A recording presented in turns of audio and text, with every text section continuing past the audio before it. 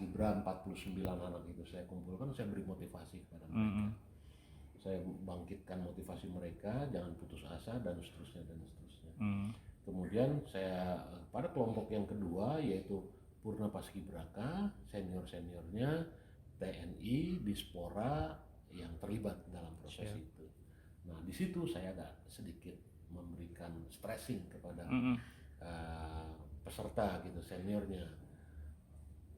Kemudian keputusan yang saya ambil adalah menggeser senior, tarik ke belakang.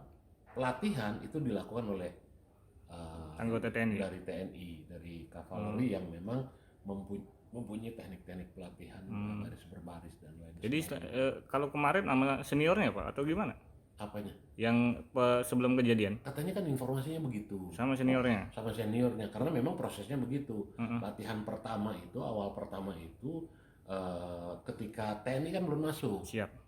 Jadi dilakukan oleh seniornya. Nah begitu penggabungan pasukan pelajar dengan pasukan TNI-nya, ini baru ke TNI yang melakukan pelatihan kepada mereka.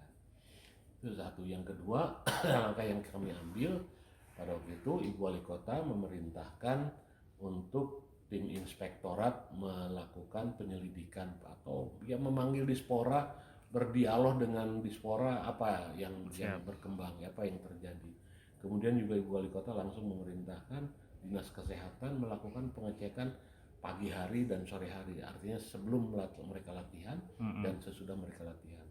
Dan yang dilakukan kita juga, perintah Ibu Wali Kota, beliau langsung menelpon Pak Kapolres untuk melakukan penyelidikan. Oh jadinya tanpa LP itu diminta sama Bu Wali ya? Tetap itu Ibu Wali Kota yang minta. Langsung telepon. Akhirnya Pak Kapolres menurunkan timnya, saya tidak itu lagi. Nah itu prosesnya itu berjalan, seperti itu. Artinya kita untuk mengetahui yang benarnya kayak gimana sih, yang salahnya siapa sih, jangan sampai akhirnya menduga ini, menduga itu, jadi tergiring opini ya. Akhirnya berkembang tidak sehat, seperti itu yang dilakukan oleh Ibu Wali Kota.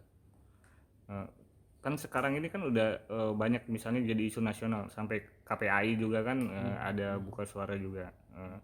Bahkan dari mereka juga minta untuk pembentukan tim investigasi gitu Pak. Dari Pemkot sendiri gimana Pak? Kalau tim investigasi itu sebelum diminta, inspektorat sudah turun melakukan penyelidikan sesuai dengan kewenangannya kepada Dinas Pemuda dan Olahraga. Karena memang kewenangannya di sana, tapi kepada Paskibranya sebagai atau PPI-nya sebagai lembaga, kalau inspektorat kan tidak bisa turun. Nah, investigasinya dilakukan oleh kepolisian. Jadi tim investigasi yang dimaksud itu sudah turun, baik dari pemerintah kota maupun dari kepolisian, seperti itu. Kalau dari Pemkot Tangsalnya gitu, dari inspektor, apa hasil sementara Pak dari investigasi? Masih dalam pengolahan, masih dalam proses. Ada misalnya deadline misal harus sebulan ini harus bisa udah ada laporan atau? Memang kita harapkan nanti eksposnya setelah sekarang mereka lagi mengolah, mereka terus mendalami, ya mudah-mudahan setelah 17 Agustus mungkin bisa selesai gitu kan. Kita batasi waktu sampai akhir bulan ini itu sudah bisa selesai seperti itu.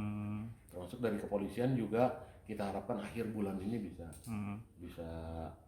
ya nanti bisa kita lihat hasilnya seperti apa, tapi apakah itu menjadi kewenangan paling tidak melalui penyelidikan, masih dalam tahap penyelidikan ya, bukan penyidikan.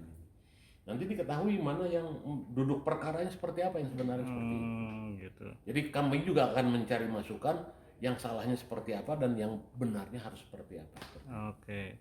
Pak, untuk psikis dari anak-anak teman-teman Aurel sendiri gitu Pak, untuk kejadian ini gimana Pak? Ya, Dinas Pemberdayaan Masyarakat, Perlindungan Anak dan Keluarga Berencana itu menghadirkan psikolog ya kepada anak-anak itu untuk ya membangkitkan semangat. Sebelumnya itu nggak ada Pak? Sebelumnya nggak ada. Sekarang nggak ada. Sekarang kita hadirkan oleh Dinas Pemberdayaan itu dari psikolog.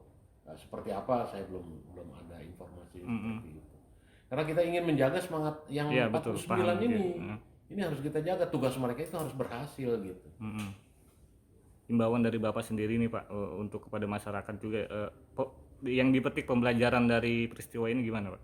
Ya, memang Paskibra itu tugasnya tidak ringan. Karena begini, dalam aturan kita secara nasional maupun secara adat, bendera merah putih itu tidak boleh menyentuh tanah. Apapun ceritanya, apapun risikonya.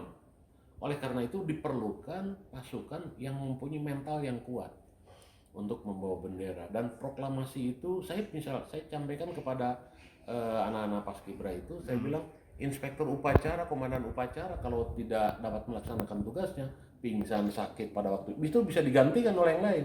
Tapi bendera itu tidak akan naik kalau tidak ada Paskibra. Jadi inti peringatan 17 Agustus adalah Paskibra, saya bilang kepada mereka. Nah, oleh karena itu karena peristiwa ini atau 17 Agustus ini akan selalu kita peringati setiap tahun, saya berharap bahwa kejadian ini akan menambah semangat bagi anak-anak kita untuk terus menggelorakan semangat 45. Tetapi pada saat yang bersamaan, pemerintah daerah dan mungkin juga daerah yang lain akan mengoreksi di mana peran Purna Paskibraka dalam pelatihan, gimana menambah porsi pertemanan, jadi bukan senior terhadap junior tapi adik kepada kakaknya gitu kan, dan lain-lain sebagainya. Dan sistem pengawasan juga tentunya Pak ya. Pengawasan justru harus terus ditingkatkan. Nah, mungkin ke depan memang jadi kan latihan mereka ini 2-3 bulan sebelum 17 Agustus gitu ya, dari proses perkutan. Bahkan ketika merekrut mereka pun itu dilibatkan dari TNI, dari Polri, dari akademisi, dari beberapa panitia, tim seleksi. Nah, akhirnya terpilihlah 50.